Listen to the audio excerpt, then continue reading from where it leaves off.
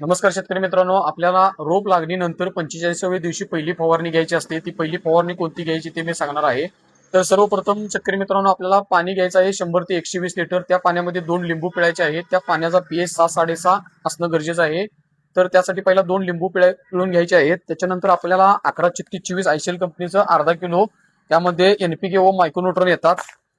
तर शेतकरी मित्रांनो, 2 नंबर तुम्हाला मॅक्सिक्रॉप म्हणजे मायक्रोन्यूट्रॉन 250 मिली घ्यायचे आहे. बायोस्प्रिंग हे जे टॉनिक आहे, अमिनोबोस टॉनिक आहे, हे 100 मिली वापरायचं आहे.